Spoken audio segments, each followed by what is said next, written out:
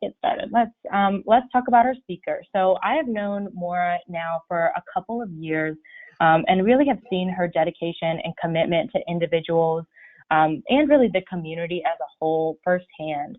She's a very strong advocate for individuals, and she brings a lot of creativity and fun ideas related to rehabilitation and goals, and a lot of individuality to goals as well, in terms of, who is the person, what do they want to do, very person-centered, which is what I find very endearing about anyone that I meet, because that's always the goal, right? So I'm really thankful whenever we get the chance to collaborate, because of her knowledge and experience in many roles related to brain injury. So now let me turn it over to our speaker, Maura Silverman, founder and executive director at the Triangle Aphasia Project Unlimited. Maura? Hey, hi everybody. Thank you so much for sitting in your office or in your home and watching and listening today. Special thanks to BIANC, who just is really for us, and I run the Triangle Aphasia Project, as you can see. And this organization needs the collaboration of community partners, and BIANC is an awesome one, and we really appreciate being asked to present some information. So one of the hard parts about a presentation like this is that I am definitely somebody who feeds off of the audience and the people that are listening and inquiring. And so today, while you're out there and you may be listening, the only person that I have paying attention to me is Joy, who is sitting next to me snoring. So if she is very loud or barks, I do apologize. But I'm just going to look at her and get her feedback. She usually likes me a lot, so it'll make me motivated to keep talking. But the idea of this presentation and the idea of ownership is something that I'm very passionate about, and I think it's been the missing key with our programming for people who have traumatic brain injury, stroke, any other disability, because when it comes down to it, we have to think about whose rehabilitation goals these are, whose rehabilitation journey this is. And several years ago, I started another kind of side business, which is really me just finding a place to gather those ideas and center around the idea of owning your journey. Owning is a huge, if you look at it, it's a huge idea that has to do with agency. And the definitions of ownership, if you look them up, are things like belonging to oneself, to have power or control over. And it involves exclusive, meaning your own, and individualized and multiple rights. The icon here that I pulled up about ownership gives some of the words we think about when we think of owning something. Now, you might originally think of, well, I own my car, or if you don't have a crazy mortgage, you might actually own your house. We talk a lot about, in this day and age, owning our body, owning our ideas. And this all, again, speaks to agency, but it really misses the point of there's more to ownership. There's also ownership of your thoughts, your ideas, and your goals and your dreams. And if we think about how ownership falls into the rehabilitation process that people are going through when they suffer a traumatic brain injury and what their family is going through, I think we have to stop and talk about that meaning as we talk about these slides. Keep it in your head and think about how ownership is currently threatened, or is it limited in some way in our current medical model, even in our life participation model that we're all trying to adopt. But how can we change that? The first thing I always think of when I think of power or control over is the initial stages of the hospitalization. So as we go through this, we're going to talk about the service delivery model in a couple different ways.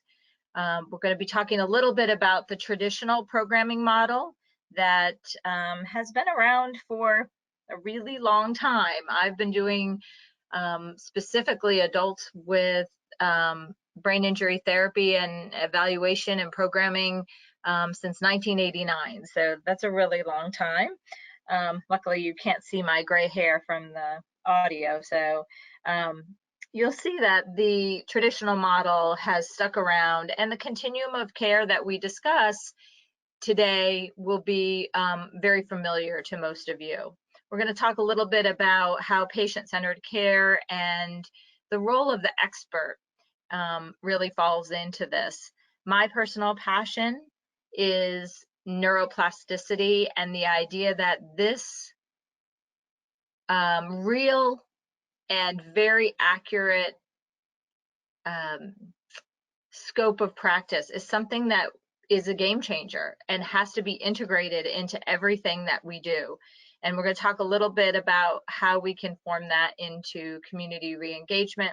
You'll notice that in community re-engagement and reintegration, I have put the RE in parentheses. I do that because, quite honestly, I think that if we don't allow for the opposite, which is disengagement or disintegration, then we're not going to have the same difficulty in getting a person back into their roles and their life. And we will talk a little bit about that, because the whole idea of today's presentation is a mindset shift, a paradigm shift, where we're transferring ownership to its rightful owner. So we're going to start with what we already know about the traumatic brain injury pathway.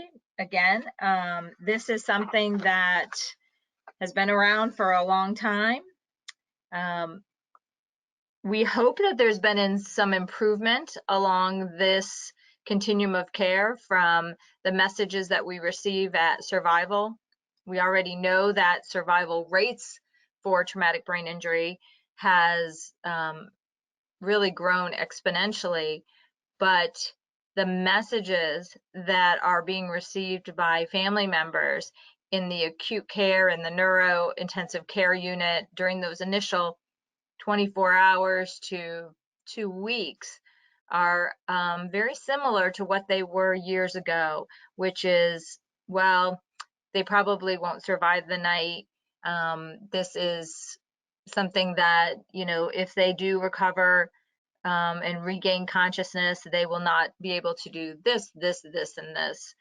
We've all heard it. We've all heard the stories, and it almost sets up an individualized challenge for the person and the families going through this. I know in my personal case, which I'll share a little bit with, to us, it was a challenge. It was a, oh yeah, I don't think so. We're going to beat those odds. And we are serving, the 84% of you who are serving people with traumatic brain injury, we are there to help those people. We are there as witness to them being able to survive and to challenge that idea. And oftentimes I'll use that as a really good example, as, you know, nobody knows, you know, and therefore you can't really plan for negativity. We got to plan for positivity with hope as an underlying feature to it all. So these messages that we're getting throughout this continuum of care is relatively the same. We do again hope that some of the options for programming, especially those post-acute rehab, have changed, and certainly the Triangle is very forward thinking, but we all know people who are left either too high level for some programs or too low level for some programs. That's something I'd like to see change. And I'll give you some ideas of how we can do that creatively. So the continuum of care is really unchanged for acute and rehabilitation. It's the what's next. And what I talk about a lot, because I've had such a long and arduous career at this point, is that when I started in the field, I could see somebody who had a brain injury, had a stroke and aphasia for years without any issue whatsoever. As the continuum of care changed with healthcare reimbursement changes, I became more of a resource and less of a hands-on, I'm here to quote, I'm doing air quotes in case you can't see me, fix you, because you're not there for that reason. And as that has changed and there's less and less service provisions available for that post-rehab area, we have to start to get creative. The other thing that happened besides a reduction in the amount of basically money available for rehabilitation has been a shift in the models of rehabilitation. In the early 30s and 40s and after the war, we saw a very medical model. Programming was done in hospitals and inpatient rehabilitation, and then there wasn't a whole lot after that. As the times changed in the 70s, when we were all free spirits and wore those crazy headbands and flare pants, which by the way are both back. Guess we should have saved those scrunchies from the 80s till now. But there was more of a social model of getting to know the person a little bit and seeing who their community was. In the more recent decade, we have looked at a life participation model. And I really think that has more to do with kind of us catching up to physical therapy, occupational therapy, recreational therapy, where we take more in consideration of what their life is like. So we went from things like this, which if you look on your left-hand side of the screen, this woman, the medical team who had just done neurosurgery on her for a significant hemorrhagic left stroke, had basically stood outside her room in earshot of her, saying that she would never walk again, talk again, eat again, and would spend the rest of her life in a nursing home. At that point, we saw a big long list of all the things that she couldn't do. And that lady is my mom. This situation actually happened 10 years ago to the day. Today is her 10-year stroke anniversary. But what we needed to look at in envisioning somebody's rehabilitation journey and switching that ownership over is to understand that this person is not this person.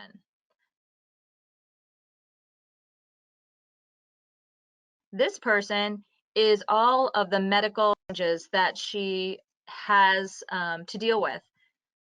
But this is who, at her essence, she is.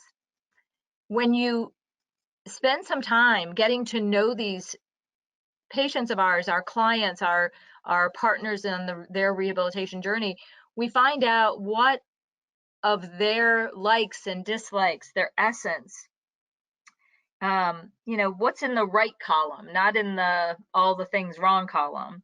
We find our fodder. We find what should drive every day of rehabilitation, because not only will it serve to help us with motivation, but it will also allow for the neuroplasticity to take hold. And there's so many examples I can give you of that we're going to talk about a little bit, but I'm not the only one talking about this.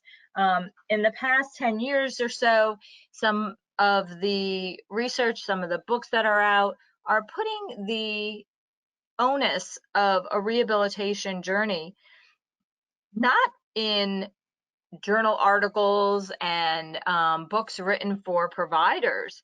Rather, they are putting that in the hands of individuals who are going through the journey. I think of the power of neuroplasticity, the brain that changes itself, as textbooks and guidebooks and even manuals for recovery for people who have brain injury. Many people now, with the YouTube phenomena, we can provide people with resources like Jill Bolte Taylor's A Stroke of Insight. And when you put that on and show somebody that this is another human being who has gone through this journey and these are their lessons, it doesn't matter how many letters you have after your name, you are not the expert and you aren't providing the same type of information. I provide all of the clients that I work with a list of resources like this, and we have a library at tap of all of these books, which is basically about, this is your roadmap. I love the Stronger After Stroke.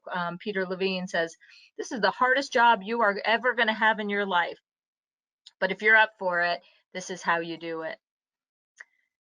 Similarly, the life participation approach to aphasia, and this is particular to aphasia, but if you think about it, you could put anything, any word there, for traumatic brain injury, for cognitive communication deficits, for motor impairment, is that the consequences of that impairment are not singular. And they don't just affect the individual, but everybody who is involved in their life. It also says to them that they are the consumer, that they need to advocate for the supports that they need. We would never hand somebody, the keys to their door and say, hey, you're back home, but you need a walker, but we left that at the rehab facility. So we can't let people go into the next stage of every stage of their rehab without the proper tools that they need.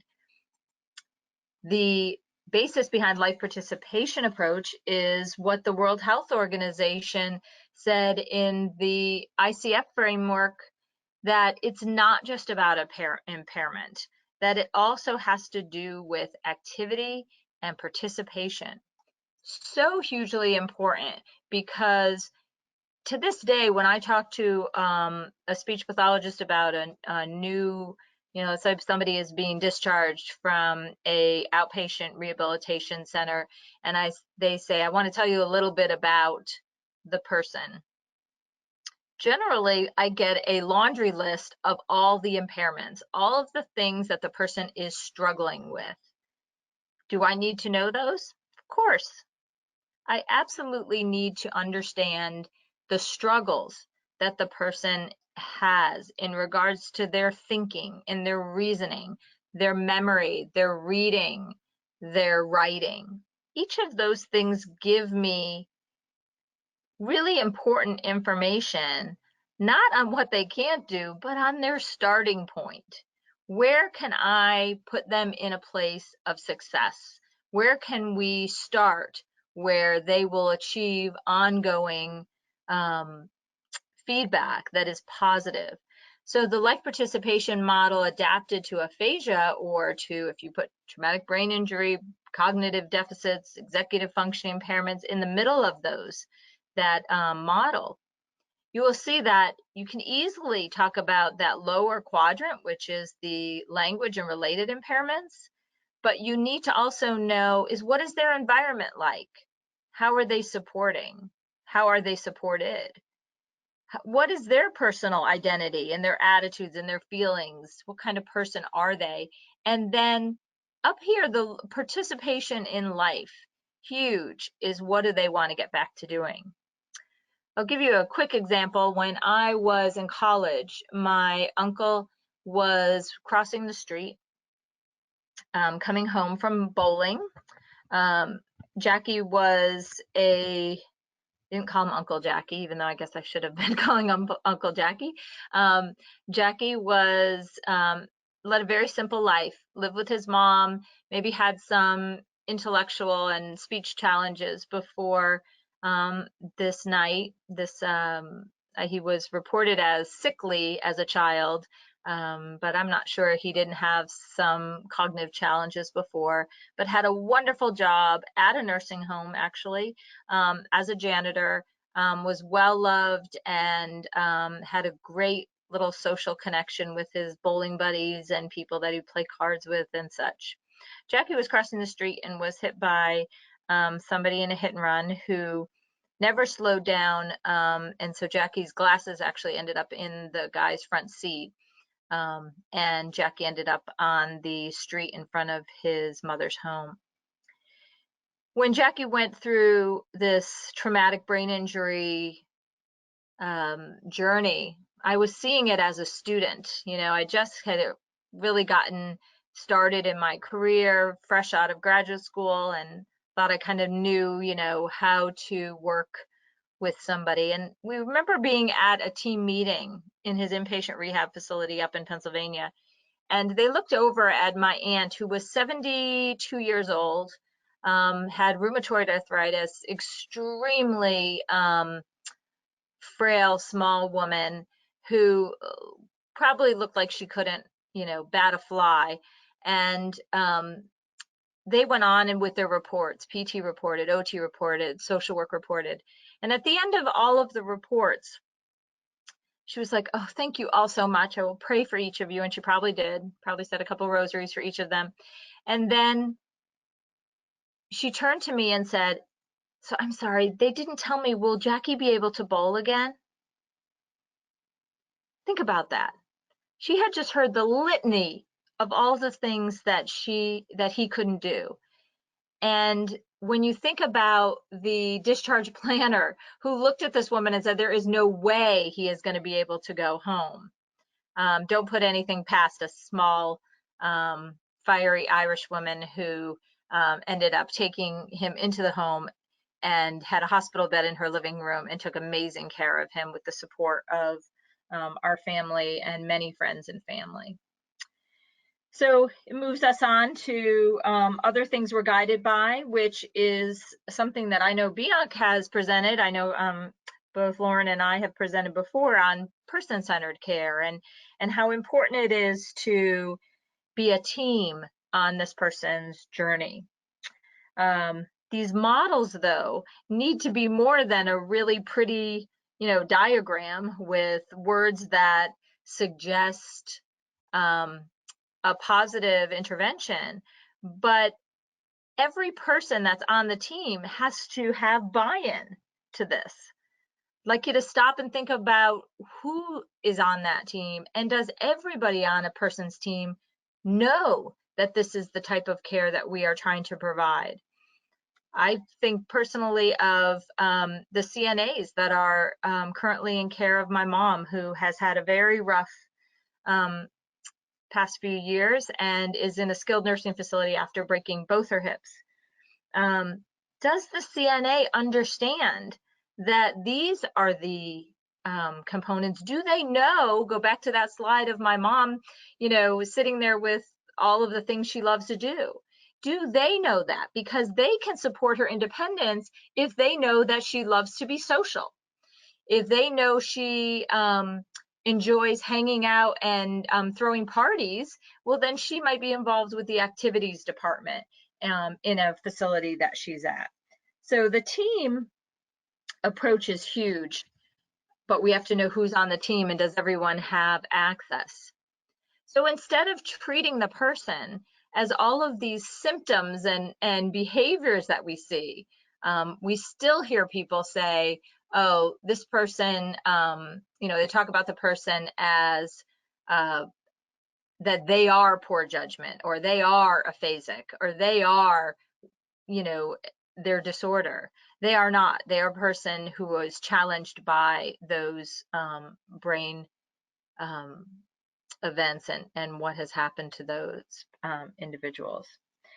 So think about this as a frame of reference, and think about really who is the expert. I know you know where I'm going at this, but this little team that I remember seeing outside of my mother's room explaining how my mother's life had been tragically altered, which I kind of knew at that point. But also, you know, what did they know? They knew the medical, but they weren't the one who were really the experts. the person with the traumatic brain injury, their family, those are the people that we need to stop and listen to and work with to open doors and build bridges so that they could get back into the community. And there's a shout out to your unmasking, your mask project there. There's a couple of our TAP clients with their masks. Another area that we have to consider in this journey of ownership and rehabilitation is advances that we know now that we did not have a good idea of years and years ago. Unfortunately, the message is still from neurology and some of the medical providers, one of a lot of pessimism, one of limitations. How many of you have heard, you know, you're going to make all your improvement in the first 6 months or a year after your brain injury? Many people are still, you know, in a very acute stage of recovery after that point. Those things are just not true anymore. We know that there has been enough development in the area of neuroplasticity to teach us that we are not following some structured, limited, really archaic idea that, oh, this part of the brain is injured, so this is the type of deficit you'll have. Going back to those books and references that I gave you before, and I can certainly send that reference out to Lauren, but is the book about the brain that changes itself, and stories of individuals who had significant portions of their brain removed or damaged, and yet the recovery that was possible by accessing different pathways in different areas of the brain. We no longer think that the brain looks like a static site lesion approach, but that there are ways to facilitate pathways by connecting one neuron to the next neuron. Very much like thinking of taking one foot in front of the other. There's a Christmas trivia for you. You should see if you remember what movie that's from. But this quote about neuroplastic healing is so true. It is one of the life-changing breakthroughs of modern science. It is really understanding that we don't just know that the brain can reorganize and be and use other areas that are not damaged, but we actually know some of the specific ways that happens. And that makes us trainers of cells. Now, I would say this makes our clients, those individuals with brain injury, trainers of their cells. Just like we encourage someone to go to the gym, get a personal trainer and challenge their muscles in new ways, we can do the same for all the challenges that people are facing after traumatic brain injury, because the brain will reform circuits, reorganize based on what you tell it to do. What you don't tell it to do, it will not change. As a matter of fact, there's an article from Kleiman Jones in 2008 called Principles of Experience-Dependent Neuroplasticity. Now, this particular article is written for professionals. I rewrote this article, and I'll give you the reference for that as well. I rewrote this because I thought it was kind of in the wrong hands. If I had some type of cancer diagnosis, I'd be on the internet and learning as much as I could about the journey I was about to take. We need to do the same for people who have had brain injury. So what we need to think about is, what are the factors that go into rewiring the brain? Well, these 10 are those principles, those aspects. Some of them may look very familiar to you. Use it or lose it. It's not just a matter of, well, my arm is weak, so I'm going to use the other arm. but that if you choose to do that, and if you don't keep that arm as active as possible in your recovery, then that functionality will be quickly turned over to the other side, which is the use it and improve it thought of finding something that's challenging and weak and deciding to get it better by actually using it. The brain is very efficient. It will take the shortest route and it will do the easiest thing. And very often we need to override that.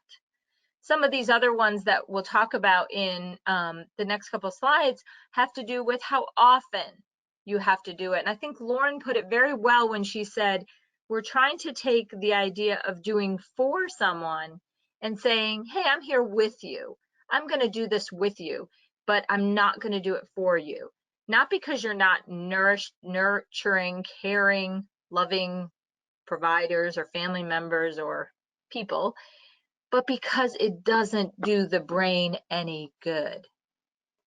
This is the article that I rewrote. It is that basically the same article, but written as, if there's anybody older than 50, you'll remember Cliff Notes.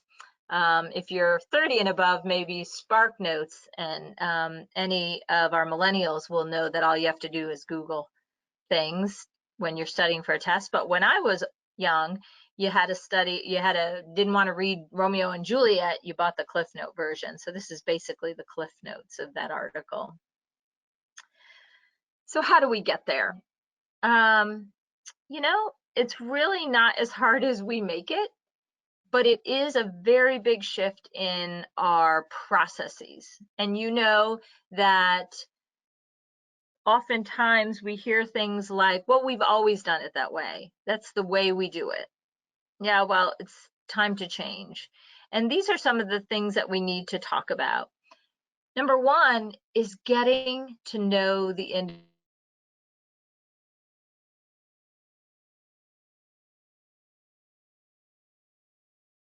individual.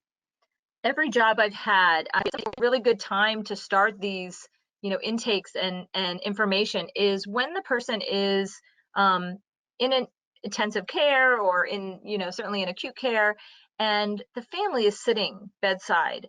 I remember very, very long days when sitting in the hospital when my uncle was hurt, and then when my mom had her bleed, and there was nothing to do but, try to focus on, reading the gross magazines that are in the waiting room, trying to take a nap on those awful chairs in there, or engage your family and friends in, prayer and whatever it takes to get you through this. We're looking for something to do. We're looking for some way of using our time in an effective way. But going back to ownership and agency, do you have any role there? No, I didn't get to give my mom her medicine. I certainly didn't help with her bathing or anything at that point. This was done by and for the individual without their family involved. So setting up a way that they can start to journal. I always bring a notebook in. I bring in a form similar to this. And if you look at that pie chart in the middle, it's a really good way of saying, help me understand before the person came here, how did they spend their time? Tell me their story. I've had people write pages and pages and pages, and then no matter what happens in their journey, them turning to me and saying, thank you for just letting me write their story. Huge. You can find out a little bit about their personality characteristics as well. Another thing that you can do right away is to find out who the person's social networks are. And this has a multifactorial kind of reasoning. One is so that you can determine who makes up that person's world. These are the people that would, be there for you. Who's your go-tos on your phone? Who are your groups? I always think about back in the day, we had like Avon parties, or let's say Pampered Chef parties, and they'd say, give you a little diagram of saying, how can you know who to invite? Well, the way that you can figure that out is saying, who are your people? Who are your networks? And this social networks inventory is a really good place to get started. Sometimes I just have the family do it, and I put a circle there and I say, tell me all of the, people in this case, Karen's life. It really helps to identify who needs to be educated, who needs to be engaged in the rehab conversation, and then who's going to be engaged in a communication support team, which I'll tell you about in a couple minutes. So we find out what the person wants to do. What do they want to get back to? What floats their boat? What is things that are important to them? And then what cognitive, communication, physical barriers exist for the person? What challenges might we see if they were to go into that right away? Because I guarantee if you get yourself creative, we can find solutions for each of these barriers. Even in this slide, you think about somebody who loves fishing. And we in this area have Bridge to Sports. We have Steps for Recovery. We have organizations who do adaptive sport programs, adapted fishing. People who are giving, caring individuals may want to serve the community. Well, what kind of supports would they need to be able to make food at a Ronald McDonald House, or go back to singing in a choir, or whatever it is that's on their list of to-dos? I can tell you that when my mother was recovering from her stroke, there were many avenues that we got creative to fit into that initial slide. You saw all the things she loves to do, whether it have been adaptive knitting because she couldn't knit with the right hand at that time, making rosaries, which she made not just in rehab, but then we found a program at a local church that made rosaries for the missionaries and the confirmation students. Getting her involved in that gave her 2.5 hours every Tuesday morning of right upper extremity exercise and social engagement. You can't buy therapy like that. So when we say, what is the barrier? What's stopping them? Ask them. Well, you said you love doing this. Why can't you do that now? Maybe it's behavior. Maybe it's, attention span. Maybe it's memory or recall. I will tell you, I don't think we're doing a great job of providing supports for people to share what those are, and that we're making a lot of assumptions about why they can't do certain things. But think of the things that instead we're getting them involved in. Luckily, my mom actually does like bingo, but when you think about where somebody goes and what activities we provide for them for social engagement, is it something they would ever have done before they had their event? It is a two-way street. When you look at barriers, you look at both compensation, or what we call habilitation, is what can we do to get you around the problem? Now, when it's a cognitive or communication impairment, the person or the support might actually be another person. Oh, you like to volunteer? Well, doing that independently would be a little bit of a challenge for you because of X, Y, and Z. What about having a volunteer help with you to be able to do that, versus a reacher or a communication book or something else that are also compensatory aids? And then what do we need to do to get better? That's the rehabilitation piece. Excuse me. Because one of the considerations is that therapy is not your life. I have experienced so much in my career. People are like, well, I don't have speech now, or I don't have PT now, and I'm waiting for the doctor to order it again. Until then, I'm, doing what? Sitting in front of the TV? The therapy can be integrated into your life, where life actually becomes therapy. The rosary example I gave you there, and there's me paying my mom back for making me do chores when I was a kid, and that was her helping me out at home, washing off the table with her right weak extremity. The other consideration there is that when we talked about neuroplasticity, we talked about repetition. You know, how often do you need to do this? Well, let's look at it this way instead of how many times you have to shoot a basketball before you can shoot like Michael Jordan. And instead, look at it as every opportunity that reinforces a neural connection is great. Every missed opportunity denies that connection and then limits full and timely skill development. I want you to absorb that for a second and think of how many times we help somebody do something, and by helping them, we're actually denying them an opportunity to do it themselves and thus set down a neural connection that is the foundation for them getting better. Because the more of those connections they get, the better. Such an ironic thing, because we go into the helping profession because we want to help people, but at the same time, helping somebody is often allowing them to do that themselves. Another component of that is the concept of mirror neurons, which is a slightly even more revolutionary than just neuroplasticity, where we have learned that neurons don't just fire. These pathways don't just start happening when we're executing an activity, but even if we're thinking about it, observing it, imitating it, or watching it.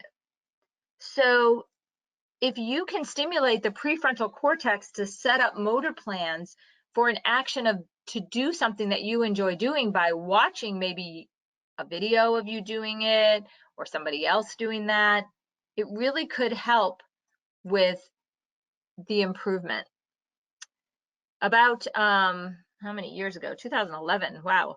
Well, many years ago, I wrote an article called "The Dignity of Struggle" for topics in stroke rehab. Again, being very passionate came from education I received from individuals who were going through this. And this one person who is a wife of a client said to me, you know, those who are able to improve will benefit most from the dignity of struggle. It's okay to allow somebody within reason, you're not going to frustrate them, the ability to struggle through something to prove that they can do it. So again, it's changing that paradigm. It's a thought and a mindset, not of can't, but I will. I can try. This is a challenge. There is one of those articles or one of those authors of the books, it was The Power of Neuroplasticity, talks about the power of self-talk and mantras. And anyone who knows mindfulness or meditation will understand that it is often in what you tell yourself you're able to do that the brain decides you can do it. We've all done that to our kids when they said, oh, we're never going to win, or I'm going to fail this test. And I always say, yep, you are, because you've decided you are. So is it all just in our head, or is it also in our mind? This is one of my favorite videos, and I hope it works. It worked on our trial here.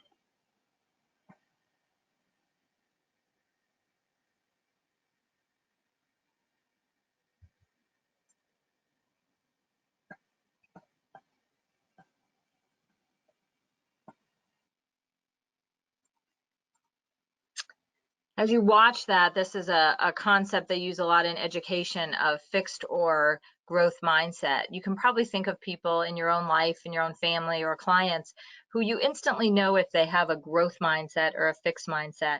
Those people that have a growth mindset will do better, and people who have a fixed mindset can be educated in learning about possibilities. You can do that in so many ways, but I'm a little bit of, as you can see, a believer in the images that you present, doing vision boards and allowing people to write their goals as in the future is huge, because our role as rehabilitation professionals has changed. We have gone from the provider of services, somebody who's here to fix you, to being a facilitator, to being a coach. And we do that by motivating people to achieve their potential, to empower them and encourage them, and relate every practice that they do for any exercise as how it's going to impact their life. So not just randomly doing, exercises that a therapist gave you, but instead looking at how we could relate that to a real life activity, and then to plan and suggest modifications. If you think of a really good coach, when they end up coming back in, when they, I just got a little message that the organizer is experiencing technical difficulties. Are you on, Lauren? I am, and I am experiencing technical difficulties. Can you hear me? Yes, I can hear you fine. All right. Okay. Well, I'll Do you finish have up. I can't see your screen, so I'm not sure if everyone else can. So is there a button? Okay, someone can. We're good to go. You keep going. Okay. Thank you for sharing. So a lot of this is just kind of thinking outside of the box. And one such program, what we developed at TAP, was called a communication support team. And while we're focusing on communication, this can be done for any re-engagement that you're looking at for somebody who is going through traumatic brain injury recovery. And if you look at that purple dot here and put the individual in here, regardless of what their diagnosis is, and you locate people that want to help. Now, I will tell you, those people show up in the beginning and they're all there, and then they go back to their life. So catching them initially in the hospital with maybe a notebook and asking for their emails is a really good way of getting them and saying, we're going to need your help in a month or so when, my husband is out of rehabilitation or my son gets done with his therapy.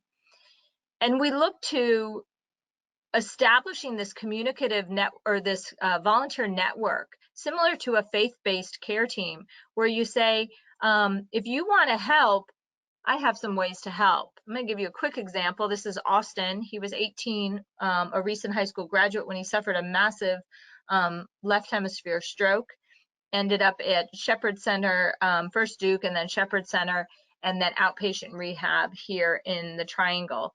Within a month, he started a communication support team with, actually, I think there were 15 people that volunteered to be on his team. He still has the same, I think there were 8 that kind of stuck around as weekly volunteers, and those were 6 that are still around 5 years later.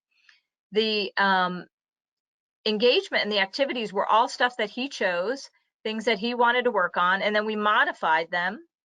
So for example, he loved volunteering, he loved soccer, so we got him involved in a soccer program for kids with developmental disabilities and autism. He volunteered with one of the communication support team partners or tutors at a food pantry, and then had another support person go with him to the gym and working out. This gave all those people who love him some purpose and some support, but didn't overcommit them by allowing them to volunteer for an hour or so a week. He actually has returned to college and has all A's. But his mom, who is a better statistician than I am, and says that word better probably, put out this chart, and I thought it was so fascinating that his communication support team is this how many hours he got, and this is how much it added up to be together with total communication programming. What this suggests is that there were 1,700 hours of functional directed supported communication programming. So all new neural pathways being worked on all the time versus traditional therapy of 486 hours, which averaged 2.5 hours with a communication support team for every 1 hour of professional therapy. The biggest payback about this is that it accomplished in over 11 years of programming in only 4 years of programming. I'm going to mic drop on that one. So you have to feel empowered now to help your clients and family members be empowered so that they understand that they are the change makers. You are the change makers, and you can help clients and their families by just listening to their goals. Thank you so much for the opportunity. Obviously, I could talk about this forever because I really love this topic, but if there's any questions, I have a couple minutes left for those, or you can always email me or touch base with Lauren. Wonderful. Yeah, we've definitely got a lot of good feedback so far about, that this is a cognitive gold mine, and we're very excited that it will be recorded. I'll check back and make sure that the tail end is being recorded as well when we're having those technical difficulties. I appreciate you guys sticking with us with that, but hopefully you guys were able to see everything. If you have any questions at this time, go ahead and send it. So a lot of thanks. We have a few questions about the Triangle Aphasia Project, where it's located, what's it kind of, Sure. Yeah, can you tell us a little bit about that? Sure. So the Triangle Aphasia Project is a nonprofit organization with it's one of a kind in regards to aphasia programming because we're not a center-based, we are a hub and spoke model. So our hub is located in Cary, where we have office space, and then we do programming all across the Triangle and actually beyond. We have a program in Winston-Salem, in Siler City, and we really try to reach out to where people are in the community. You'll notice on our logo that there's 3 little blobs. That is the individual with aphasia, their families, and the community. And as a matter of fact, a really good history of how that became that is actually presented today on our Facebook page, because as I mentioned, my mom's 10-year anniversary of her stroke was today. But I started TAP 16 years ago, and we do, if you read that, you'll kind of see why we added those other components.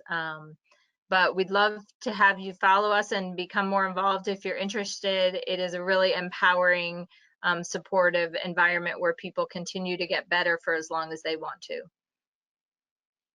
Wonderful. Yeah, it's definitely something that the Brain Injury Association refers to as well.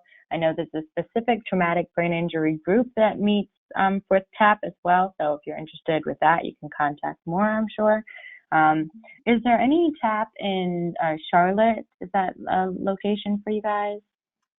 Pending. There is actually a couple people who have contacted us. I really feel like we have more of a waiting list than we have. So the 3 things we need to get a program started in an area is free space. So an assisted living community, a community center, a rehab facility that has a conference room, and that's accessible, easily handicap accessible for people, and then a speech pathologist that will lead the group. And we do pay our speech pathologists if they want. Some of them volunteer.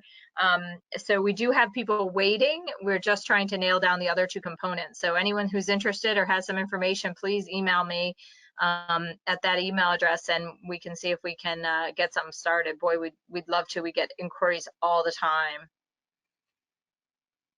Wonderful. Yeah, just a lot of compliments about all the strategies and really helpful for direct care staff, and looking to use some of the knowledge on intake forms so that they can help with best supporting individuals and figuring out what they want and what their goals are. So well, I will tell you, I will tell you, I'm happy to work with, because this is kind of a broad one at trying to touch all areas, but so I kind of gave some overview strategies, but I love getting creative with people. So if there's any of the listeners that want to, problem solve, hey, I'm in this kind of setting, what would be some good techniques? I have many more intake type forms and things that I've come up with, but also I just like getting creative with people and come up with something collaborative, and I'd love to help. That fills my cup. So Yeah. Oh, wonderful. All right. Well, so now that it's hit 1 o'clock, thank you all for attending today. Thank you, Maura, for this wonderful presentation. I'm very excited we'll have it the recording available on the website. If you have any additional questions, you can contact Maura, or you can contact webinar@bianc.net. And other than that, thank you. We'll hope you have a safe end of the year and new year, and look forward to seeing you next time. Thanks. thank you. Bye. Bye, everyone.